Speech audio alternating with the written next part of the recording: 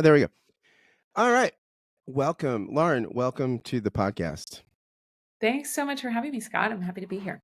So, I was thinking about you yesterday and about this conversation because I was traipsing around Philadelphia on public transportation, as I often do, and onto Yeah. the trolley came two Mormon missionaries. And of course, you grew up in the Church of Latter-day Saints. And it's very interesting. They have relaxed the dress code, so they're not wearing black anymore. Yeah. Which I asked them, I said, guys, why? Because I liked when you looked like Men in Black. I thought that was really an attractive look for you guys. And they just said, really, you like that? And so we talked for a while. And it was interesting because they were inviting everybody on the trolley to church. And they sat down. They just said, "Would you like to come to church? Would you like to?" And I said, "Guys, did you think about getting names first? Like, hey, I'm Joe. What's your name? Here's Would a you like?" tactical note. Yeah, like warm them up, get them bought into the conversation before you make So a we step. talked for like 30 minutes. We were on the Oh, trolley, love that. 20 minutes, and they evangelized me, and I mean, they were a little disappointed. I think You haven't converted. that I didn't convert, but they were lovely guys. I mean, they were charming and Like 18, 19, right? they were about they were 19 and strapping guys. I mean, they looked like they were fit. I mean, they were so you grew up in the Mormon Church, the Church of Latter-day Saints in Arkansas. Mm-hmm. So when people think Mormons, they don't think Arkansas. No. And you said I found this very interesting that you wrote somewhere that you had a particularly geriatric habit as a fourth grader. You set your analog alarm clock. Remember when you had those? I mean, wow, you're ancient. At 5:45 every morning, without hitting snooze, you'd pour yourself a bowl of Special K cereal and sit down in front of the TV to watch the Today Show. You said this. I found this super interesting. As a Mormon kid in Arkansas, I found the show to be my portal to other worlds, my way of crossing the boundary between the religious and the secular. So your world was pretty divided. What was that like? Tell me a little bit about the split world that you lived in growing up as an Arkansas Mormon. Yeah. I mean, I think if you're unfamiliar with the faith, there's a lot you can impute into that sentence of I lived in some cloistered community. You might imagine, years ago, Oprah went and interviewed in Texas, Warren Jeff's community, the fundamentalist Latter-day Saints. I feel like I need to, from the outset, just clarify, I live very much inside of the secular world, right? Like Mormons, members of the Church of Jesus Christ of Latter-day Saints, often said, and this is the mainstream church, not the fringe movement that I just mentioned, really most of the time, unless they're in their missionary dress in that period of their lives, largely indistinguishable from someone you might see in a Walmart or in a Kroger on a Wednesday, right? But the church has this phrase called being in it. It says, this is not just true to the faith, but other denominations use this as well. Encourages members to be in the world, but not of the world. And so I think you pulling out this dimension of being a member of the church in Arkansas, a Mormon. I still use the term Mormon journalistically. The church asks me to use the Church of Jesus Christ of Latter-day Saints, its formal name. As someone raised in it, that was what my identity was. So that's why I use that term. They encourage you to be a full participant in the complexity of modern life. And yet there is such a strong sense of identity and community that keeps you tethered to one another. And that's where you're in the world, but not of the world piece is. I had a very robust community, cosmology, set of connections to doctrine and family and place that meant I really did move through the world thinking there's an us and a them. Like there's a people who know the truth or understand my world, my faith, and people who don't. And that was a very real psychological boundary that I lived inside of for most of my childhood. And it was a process of exiting it. So that's a long answer to your question, but That's a great answer. You use the word cosmology. No, very few people that I talk with on a daily basis use the word cosmology. How did, as a kid, Mm. What did having a functional cosmology do for you? What do you mean by that? Yeah, I mean, what I mean by that. So, the church, the LDS church, has a very creative and very detailed sense of eternity and of the cosmos, right? It believes in a pre-existence and a post-existence. It doesn't just believe in heaven, hell, purgatory, afterlife. It believes that, we are in one infinitesimal dot on the large span of time. And the belief is that you can become a god yourself one day and build other worlds. That's a deeply creative notion of So this eternity. is like Minecraft before Minecraft. Totally. And it's really exciting. Like, how cool would that be? Like, you like it's Sims, right? You get to build a world. It's fun, it's generative, it's creative. And so when you believe that and you talk about that every Sunday, and it's a very high demand faith, it's a very high demand religion. I spent 3 hours a week. They now spend 2 hours a week in church. I spent 3 hours a week every Sunday in church. In high school, I would attend a Bible study or scriptural study, a seminary every morning before school at 6 a.m.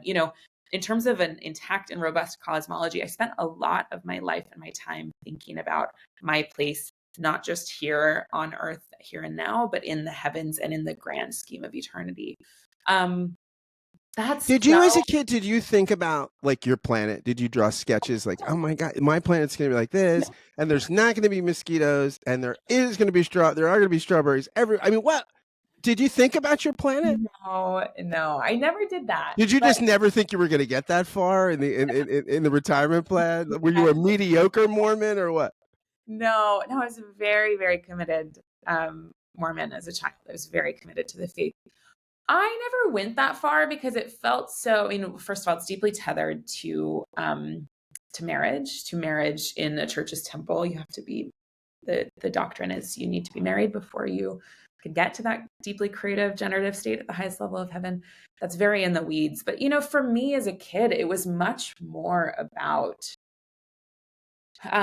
this sense that I had a purpose, the sense that I had a reason, that my small life in Arkansas, where the most exciting thing that happened to me that day was waking up and seeing wherever Katie Couric or Ann Curry was in the world, whether they were reporting from the Vatican or they were traveling across the US, and then coming home and watching Oprah and watching, her correspondents do the same. Lisa Ling being my favorite. Those were the most exciting things that happened to me as a kid in Arkansas. And this idea that I was existentially known, that I did play some small role in, as I mentioned, this broader cosmology. That was a deeply propulsive and exciting concept and idea. It was so meaningful to me. And so much of the work I've been doing has been driven by a curiosity of how do people attain that state of belief? Where do they go looking for it after they leave a faith? What is the value of it in public life? So yeah, I was never charting my worlds, but I definitely was feeling motivated by the idea that, I had a role in the eternities more broadly. You've written a couple of places and this is well summarized, very pithy, I think, that religion offers. It's the 3 B's, right? Belief, belonging, and behaviors, all in one place. And it seems like that this is the crisis, right? You actually in a conversation with Krista Tippett, she kind of talks about what our moment of crisis. I want to quote her, and I want you to react a little bit.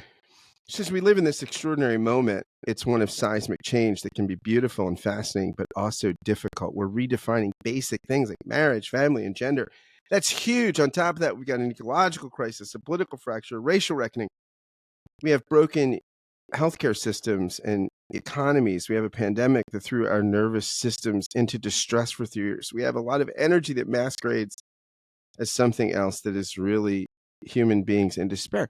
And most people, right, if you don't have some kind of religious tradition that tells you, okay, these are some really helpful answers to the big questions, you're on your own. And most people are not religious athletes, right, that are just coming up with inspiration. So, I mean, is this part of the crisis of the age, that people that people have all the same problems, maybe more of the problems because of social media and 24/7 news and stuff, that you can feel existential crisis in a heavy way. but don't have the tools that most of Homo sapiens have had to deal with it. Mm-hmm. Absolutely.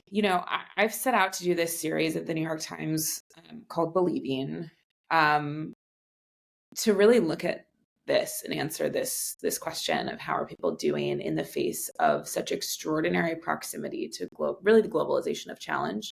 Nick Kristof, my colleague, would say we're actually doing better than we ever have in human history on a whole host of metrics. Think about maternal mortality, infant mortality, think about poverty around the world, right? Like there are metrics by which our society is actually doing better than it has in past decades and even in recent memory. But when I'm saying the globalization of crisis, we feel much more proximate. And the scale of crises that feel at our door, at our fingertips on our phone is very overwhelming. And so, I set out to do this work because as we've covered, I was raised deeply religious. I no longer practice. And I knew I was not alone. And in fact, a plurality of the West at this point has really participated for the last 30 years in particular in a massive social experiment. And that is much of the Western world has tried to go without God. And that's totally aberrant when we look at the grand scheme of human history. This is a massive aberration that is very new. And that is colliding with this moment of really unprecedented and proximate challenge.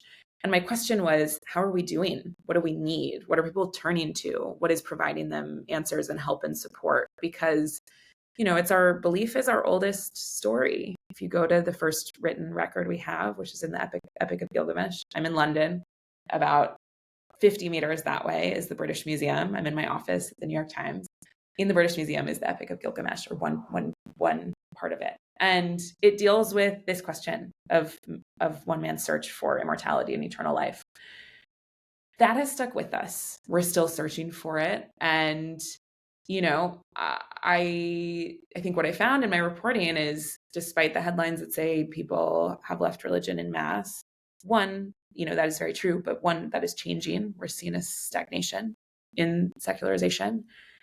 And two, people have turned to other things in that space beyond. They've left faith, but they're turning to, whether it's astrology, whether it's supper clubs or workout groups. They're looking for spaces where they can find help and support in dealing with the complexity of their lives. Can SoulCycle do that? Not sure, but people are turning to it and trying to seek it out there. So you had a conversation with Richard Dawkins that you wrote about where he gets at this, and you talked to him about these secularization trends. And he says in the conversation, or you say that he said he understood that churches in particular could provide moral instruction, and he said that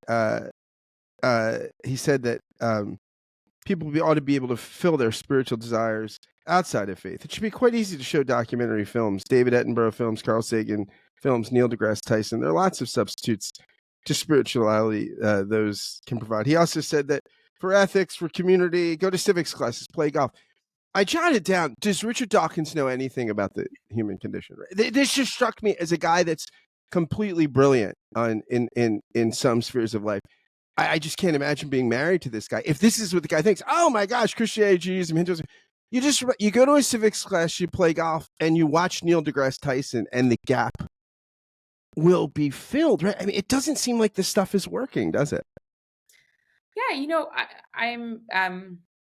I think Richard would be comfortable. He wrote a blog post about this, so I can share. He reached out and just said, thank you for this really thoughtful exploration of this topic. And I think it prompted him to think about it in new ways. And, I guess Dawkins is obviously brilliant. And my view, one of my views on the new atheist movement, which obviously he was a figurehead of, is that we see over the course of religious history that when something is not working, it spawns dramatic innovation within religiosity. Think of the schisms within denominations, the Protestant Reformation, Henry VIII, and Anglicanism, right? Like we see in moments when something needs to shift, it does.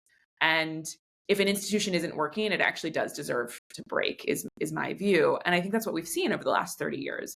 And I want to give kudos to Richard for really tapping into something that says these very, very, very old institutions are not working in modernity. They have, I mean, this is where my view comes in, and I want to remain as neutral as possible, but just taking in all the data I've seen as a journalist, right? Like, there's extraordinary wisdom that exists within religious institutions. They have worked for a very long time to provide for the needs of their adherents. And they've really refined their offering. If we think about religions as a startup, right? Like, they have innovated and refined until they've gotten really good at providing meaning, purpose, belief, belonging behaviors, right, to people. I think they hit there was a moment where that shifted, right? And that is what we're seeing in mass in the last 30 years.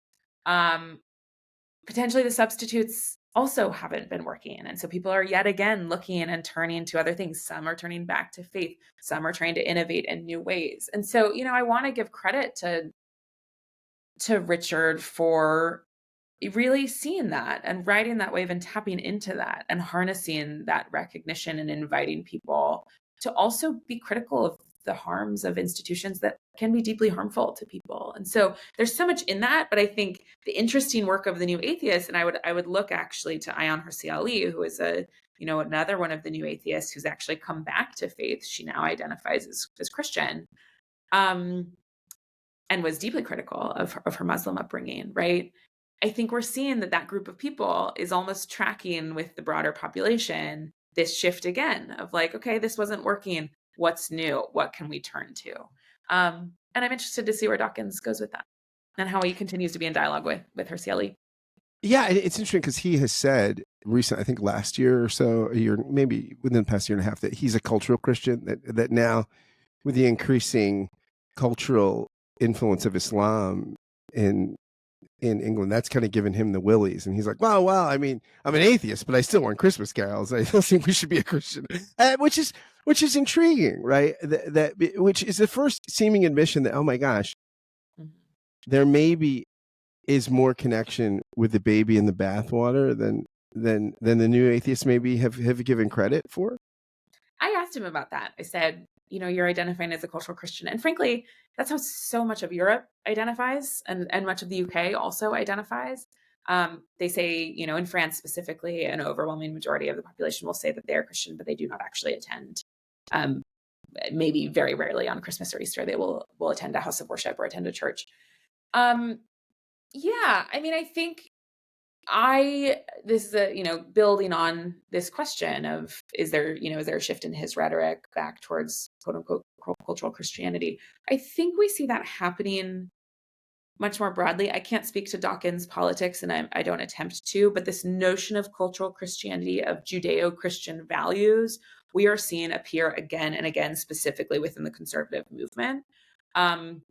I attended for reporting for Believing. I attended the ARC conference, which was hosted in London this year. It's Jordan Peterson's conference, gathering mostly elites, I would say, the world's conservatives, elite conservatives from Australia, from across Europe, from the UK, from the US. One of the primary themes, and I think it was Baroness Philippa Stroud who was speaking most actively to this in her opening. They spoke again and again to this idea of Judeo-Christian values. And I mention this to say, we are seeing the right speak so actively to this sense of longing that is appearing in the data around religiosity.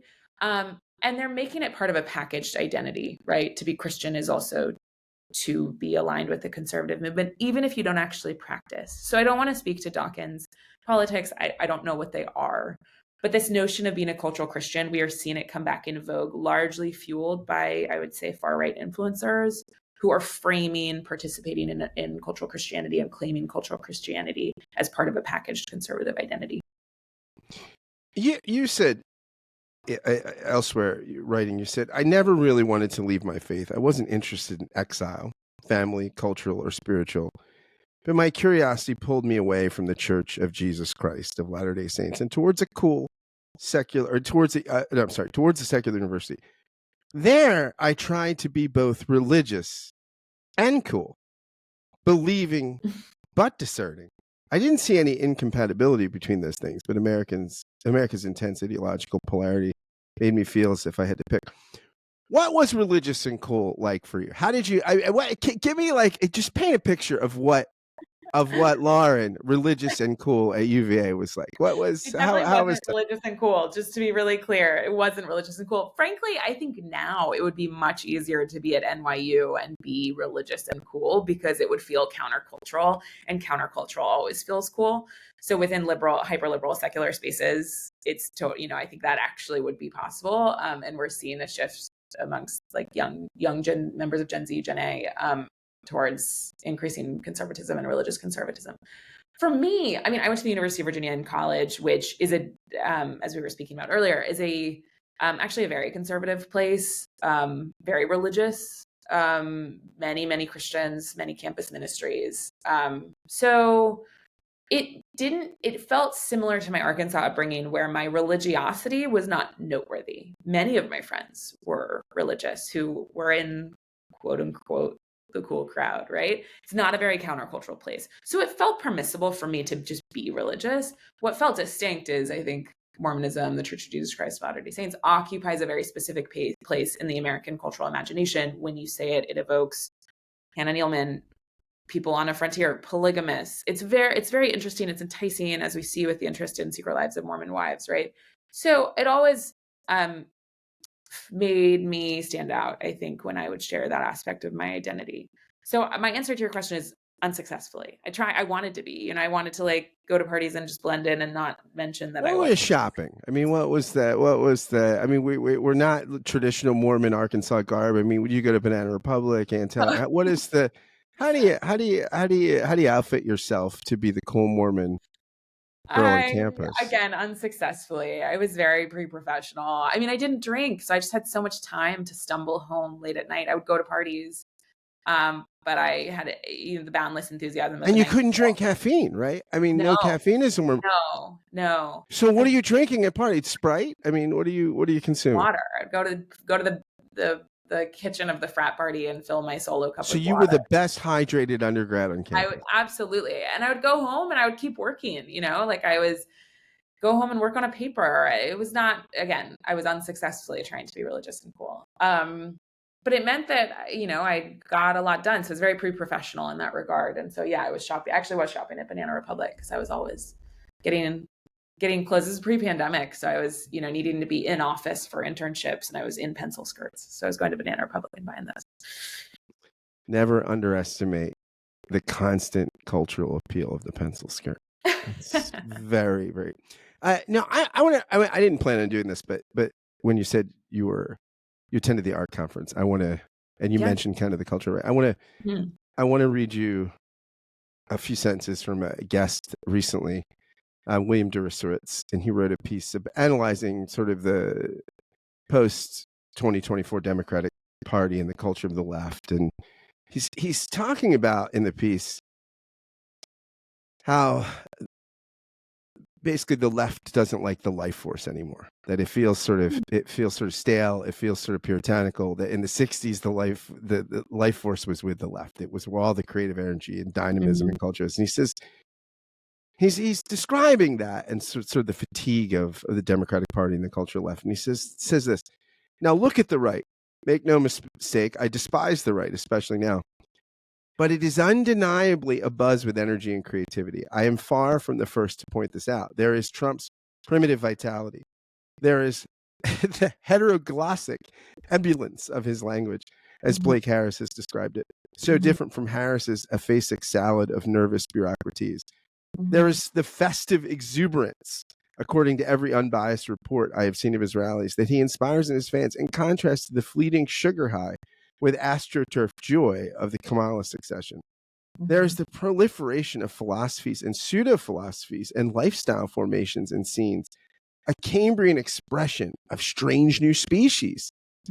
Silicon Valley transhumanists, manosphere bros, post-liberal Catholic integralists, anti-corporate conservatives, policy wonks, health freedom libertarians, dime square scenesters, maha moms, neo-pagans, alt-rightists, natalists, trad wives, trad cats, a new counterculture. Yes, much of this is loony or malevolent, though no more so in respect than utopian communism. But that is not the point. The point is that it is alive. Now, I wonder, is part of that dynamism he sees on the right, how much of that can be attributed, to think, to the right's attempting to embrace religion, to sort of make to make religion great again? How much of that is it's fantastic. We love religion. It's fair. We love it. We love the Christians. I mean, I wonder how much of the right is the right's embrace of something that you said they're sort of rejecting the grand experiment of the 30 years without God. Yeah. I mean, gosh, I really find that quote fascinating, and I'd love for you to share that piece with me after. Because I think there's something deeply true about it. And this is what I was speaking to in evoking Gilgamesh, right? Is like, this has been part of our story, this propulsive sense of belief, of hope. And I think any creative action is rooted in the same place. It's rooted in belief. It's rooted in belief that a better world or a different world is possible, that you can make something out of nothing, you can combine forces and generate something new, right? And I think you're so right about, thinking about the 60s, thinking about the 70s, thinking about the really generative time for radical politics as well. And in a way, the alt-right is pursuing a form of radical politics. Is it retrenchment? Yes. And I don't want to go too deep into that just from my perspective as a journalist, but I don't know if how would I respond directly to that question? I would say they are definitely superior as a party, and I've written about this. They are definitely superior as a party in tapping into the energy of religion. And what is the energy of religion? It's the energy, it's a container for human longing. It's a container for belief. And so by positioning themselves as aligned with religiosity, they are also positioning themselves as yet another container for belief, right? Like, what is Trumpism if not promising in the most grandiose of terms that another world is possible? We're going to make America great again, right? We can gather together in these like rallies in which I function as a charismatic leader, and Trump is promising deliverance, right? That's the whole shtick of his movement. And isn't it kind of a right-wing social gospel? I mean, the social gospel was a movement in the early 20th century, sort of to bring about liberal utopian ideals. But this is kind of the right-wing social gospel. The kingdom of God is not out there. It's not the planet you're inheriting sometime in the future, or the heavenly by and by or something. Yeah. It's now. We're going to make it here, and we're going to cut egg prices too. Yeah, but I think this is where the collision of digital forces with this promise is really pertinent, because they're not. I mean, we can talk about Project 2025, but that's a whole other topic. They're not necessarily providing a really granular vision of how to deliver on their promises. But they are promising in sound bites that travel very far and very wide and are very effective on the platforms that have captured our attention. They are promising that deliverance. They are promising to build that utopia. Can they do it? That's the really naughty work of governance. And that's the distinction that every political party throughout history, every movement throughout history has had to contend with. I will say, thus far, if we're thinking about the bill, that I've not looked at the news since we began this conversation. The big, beautiful bill. I don't know if it's been passed yet, but it's moving towards the final vote. As a neutral, objective journalist assessing that piece of legislation, I struggle to see the ways in which it will deliver on the promise of transforming the working class, of building a better America for the poorest in the country, those who really need that sense of belief more than I think anyone else, and who have staked a lot on this campaign. So, I think you're right. I think yes, Republicans are much, much better at understanding and harnessing the power of belief and directing it towards their movement. Can they deliver? We'll have to wait and see. But absolutely, yes. Yeah, it's very interesting, right? Because as you mentioned, the big, beautiful bill. It's just so obnoxious that we call it. It's just fascinating, right? It's just But it's it works, so right? It's very effective. it It's very is. It's great. effective branding, right? It's very effective. And that's what I'm saying about the sound bites.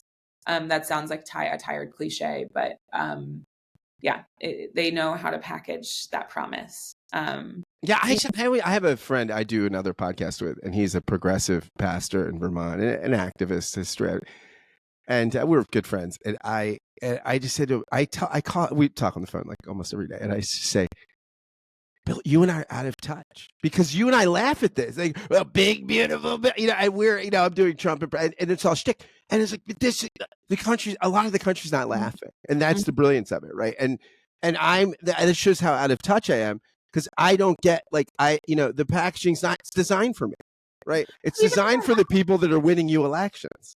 But even if they are laughing at it, and I can't say if the majority or plurality of the country is laughing at it, it's effective messaging. I mean, think about Right. old hymnals and spirituals, like the Yeah. city on a hill, the shining light on a hill, right? Like, there is synergy between the Yeah. language and the hyperbole that is used in Trumpian rhetoric and actually religious spiritual language, right?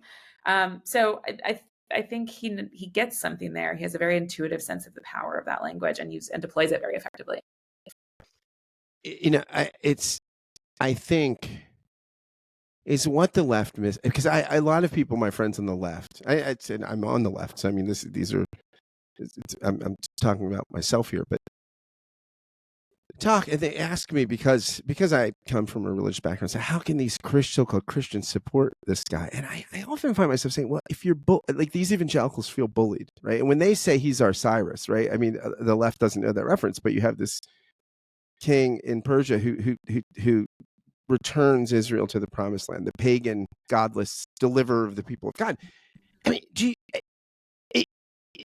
is this lost on the left how bullied these people have felt? And I'm not saying there's real oppression or not, but perception is reality, right? And I think even the cultural religious right has felt you got Hollywood, you don't.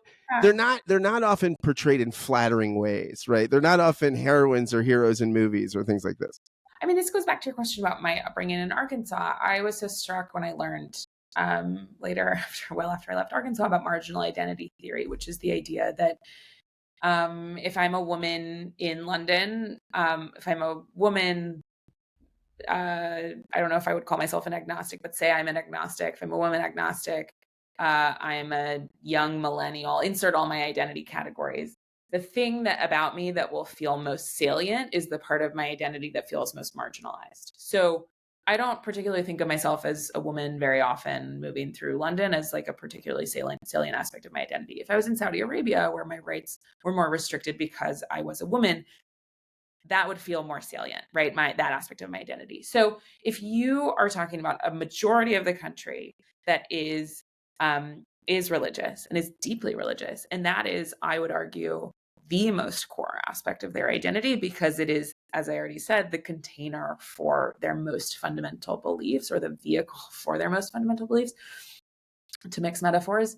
If that part of themselves feels derided, which the left has done for decades, there's really no logic that you can impute about, why they're voting or whom they're voting for. They're going to go to the place where that part of themselves feels validated. And there's a party that has been much better at doing that. That is the Republican Party. And I think that's where the notion, and Jonathan Haidt has done so much good work on the notions of logic and decision making amongst the left specifically, and the insistence on justice and fairness and rationality within progressive and democratic circles. But it's not logical. You can say, okay, well, the Bible says this, and Trump says, Bible says X and Trump says Y.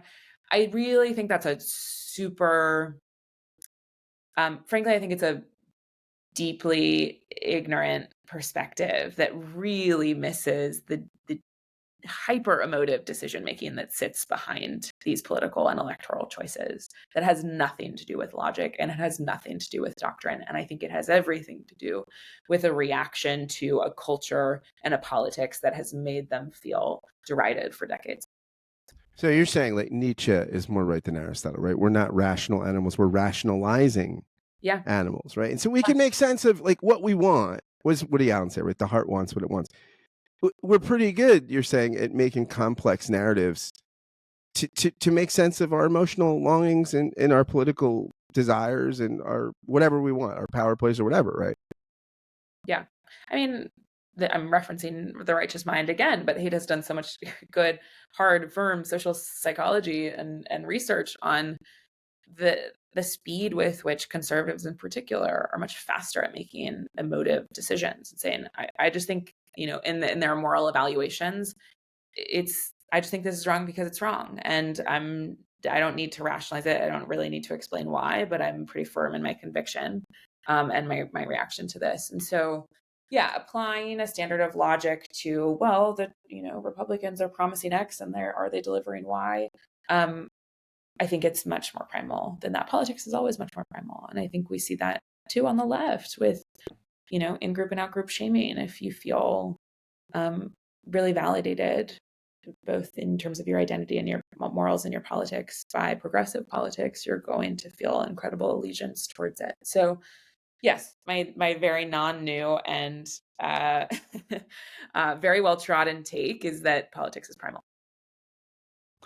So you in for the Believing Project, you solicited lots of reader response kind of stuff, like, hey, tell me about what you believe, tell me about your story. You get contacted by Dwight from The Office, from the actor Rainn Wilson, who's like, he's in it. What does he say? What was that like? First off, are you an Office fan? And what was that like? I don't mean to be rude about The Office. I've never seen an episode. I would love to deliver that, like, he's my favorite character of all time. Do you want me to just confess, true confessions? Yeah. I've never sat through an Office episode either. I'm a huge Seinfeld fan, huge Curb Your Enthusiasm fan, huge. I've not sat through. I've seen clips, but I've never sat. So we're the two. The two worst people to talk about this. Like, yeah, this is it. I've never seen an episode. I actually almost. So you're not fangirling at all. I was not. No, I almost deleted his email. I was like, because I was so grateful to receive such an outpouring of so many amazing emails, and I didn't know. I haven't seen The Office, so I didn't know who he was. And then something in the email caught my attention, and I was like, "Is this someone? Like, is this someone I should know?" And I Googled, and I was like, "Oh, great! I'm so grateful he reached out." And his work. I mean, I bought his book, and his work is so thoughtful on this topic, and his voice is really unparalleled. I would really recommend that everyone reads his book. It's called Soul Boom. And he makes speaking of generative, he makes a really creative and generative case for reimagining how we live under the conditions of techno-capitalism. And I think that's a very necessary and very necessary, very innovative offering. And so it was so fun to talk to him. His podcast is great. His book is great. He's doing a lot of really good work. Did you confess to him, I'm not a fan? Did that come up? That would have been refreshing, but we just didn't talk about. Just didn't come up. About The Office. I was just so excited to hear about the work that he's doing and why he's interested in it and where he wants to go with it and what I was interested, in what he's found that's working. I think this is a hard topic to cover. It's journalistically, we're driven by data and facts and what is observable in the world. This is a deeply unobservable space. It's very hard to get data as a proxy for the lived reality of spiritual and religious experience. So I just was desperate to know, you have such a large platform of people who love you, and you have spent your life in the public eye. If we think about virality, what is viral if not Dwight memes, right? He knows what works on the internet. And I was like, as someone who is a master of that, help me know, what is working for you, what's not. So yeah. Who would you have fangirled for? Who would have, if the inbox said, hey, I'd like to talk about religion, and it was this who would you have been like, oh my God, this is huge? Great question. Dua Lipa I feel like Dua Lipa and I are exactly the same age. So I'm always, and she's, from London. I live in London. So I'm always like, what's Dua Lipa doing? Dua Lipa is definitely doing something that's just like slightly more fun or a lot more fun than what I'm doing. So it's always this kind of idea of like, what's Dua Lipa doing? What would Dua do? Not what would Jesus do?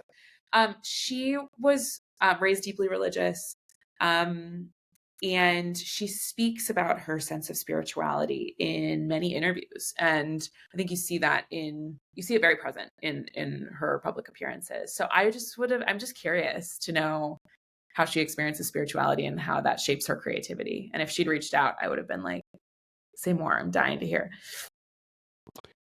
So you work for the New York Times. Do you think a cultural institution like the New York Times, so religion, if it's, I mean, the decline is stagnating. I mean, your work is showing that the desires are resilient. It's not, especially in the United States, right? I mean, it's a very different story than, say, in Western Europe or Australia or something, right? And do you think that the average journalist in a mainstream outlet like the New York Times has the kind of fluency with religion to understand its influence and see how it's permeating political life, cultural life? I mean, does that, because most people are not getting a lot of religious education. If you grow up secular, and I'm sure a lot of I'm guessing, I don't know this for sure, but I'm guessing that the New York Times staff, as is most sort of mainstream media staff, is probably disproportionately more irreligious than the rest of the country. If New York, Philadelphia, places like that are barometers, right? I mean, is that a handicap when trying to get a handle on certain things in public life? Yeah. I mean, I've not done a survey of my colleagues, so I can't speak definitively about their religious backgrounds. But even just speaking to New York City is actually still a majority religious city, despite how the media, what you might think or how the media might present it as the bastion of secular godlessness. But I would guess that most of my colleagues break with some form of spiritual tradition. How much they practice, I can't speak to. But to answer your question, when I first started my career in journalism, I began at I began at CNN, and I had an editor there. His name was Daniel Burke, and I was an intern desperate to write for his desk. He was the religion editor, and he said something to me in passing that I've never forgotten. He said, "Religion is a technical beat," and I really think that is true. There is, and it's something I'm trying every day I try every day to learn as much as I can, because this is such a delicate space for people. Getting terminology right, having an understanding of your faith background, your spiritual tradition, your house of worship, the timings, the rituals, the cadence, the holidays, all of it helps. It's a gateway to connection. And I think my own religious upbringing really was a gateway connection. As I began this series, everyone I spoke to, I would say, hi, I'm Lauren.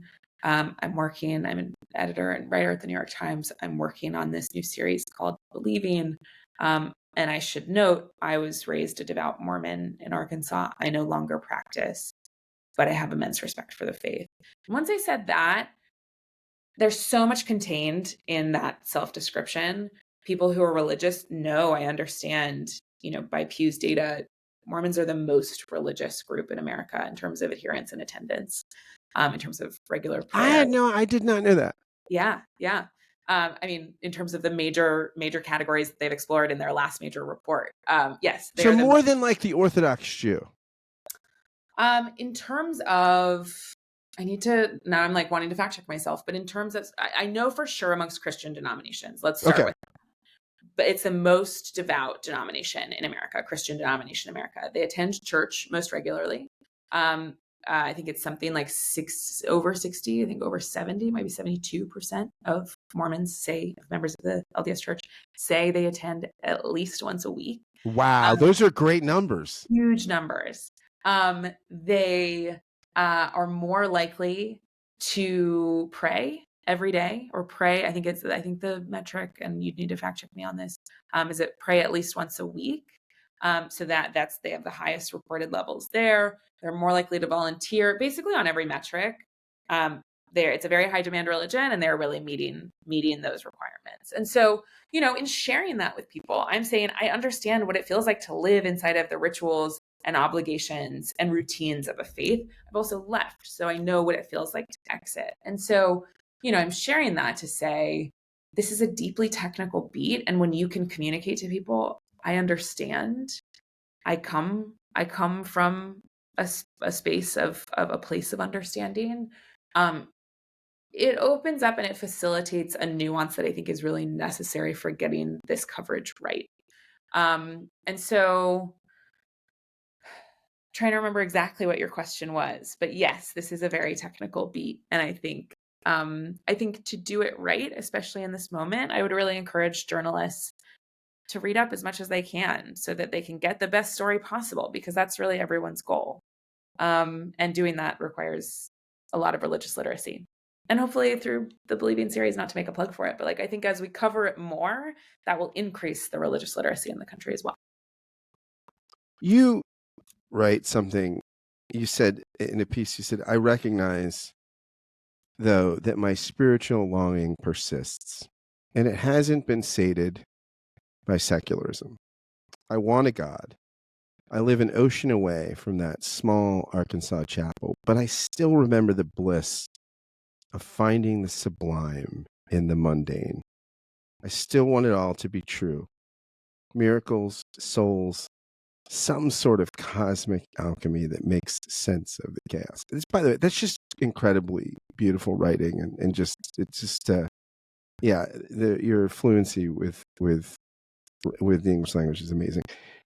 I'm wondering, what's stopping you from reconnecting to God? You sound like my editor.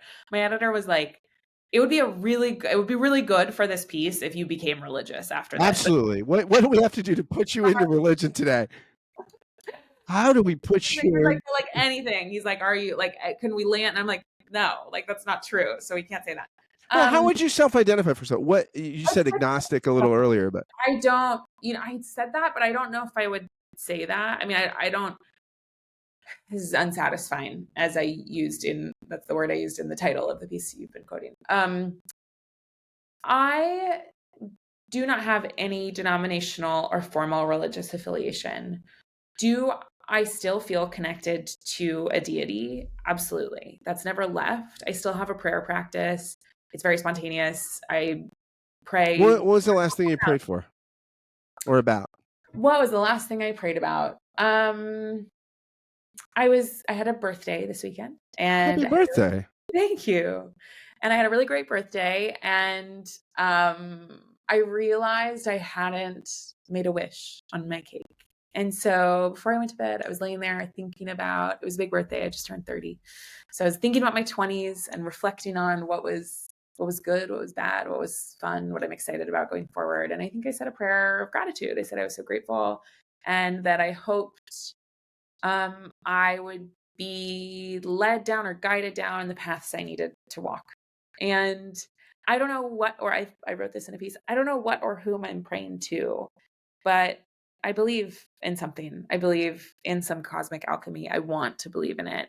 And I've always felt heard. Maybe I haven't, I don't want to jinx it. Maybe, people usually say you have extraordinary alienation from God in moments of intense difficulty. I haven't yet felt that or experienced that. I'm going to knock wood because I really don't want to invite that into my life right now.